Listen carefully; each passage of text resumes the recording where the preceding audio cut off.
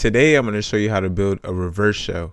If you don't know what a reverse shell is, basically it's a cyber attack that allows the attacker to be able to run almost any command on the victim's computer. I'm going to show you a quick example of how it works now. Let's say I'm the attacker. I'm going to run this program here so that we can be ready for whenever our victim clicks the program that we're trying to get them to click.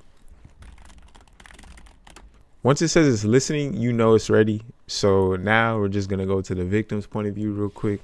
Now we're the victim. Let's say our friend is trying to get us to download GTA 6 or something like that.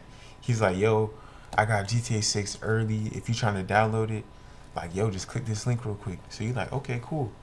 So you click it, and all of a sudden it says server, hello, and welcome. You're like, yo, what? This doesn't look like GTA, but whatever, right? Let's go back to the attacker's point of view. So once you've connected to their server, you can basically run any command you want. So let's run this command. Oh, you need the money, you gon' survive every night, every day.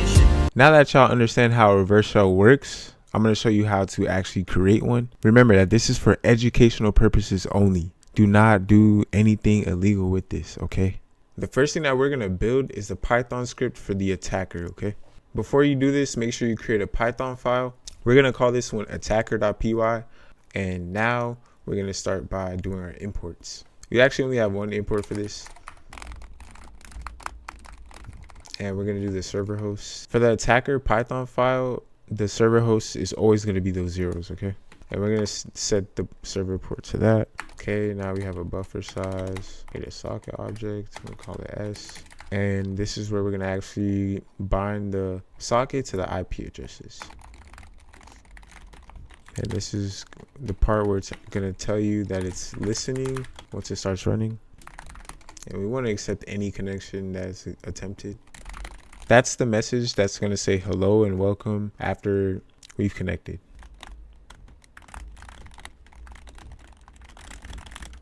This is the print statement that's going to tell the user to enter whatever command they want to run on their victim's computer. After we've done all of that, we just want to close the connection so that we're not just continuously connected to our victim, right?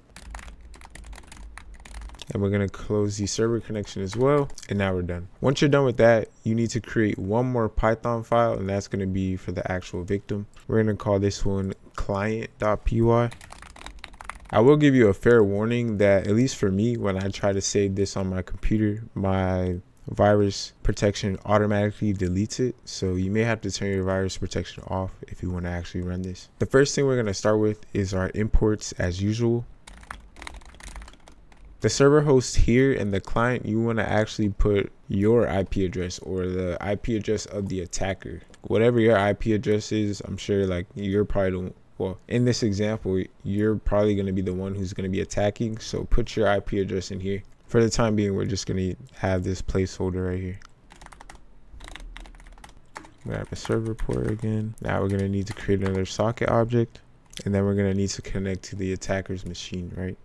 So that will be right here. So this part will actually allow the victim to receive the welcome message from the actual attacker. So that's the part here where it says hello and welcome. Now we're going to have a while loop.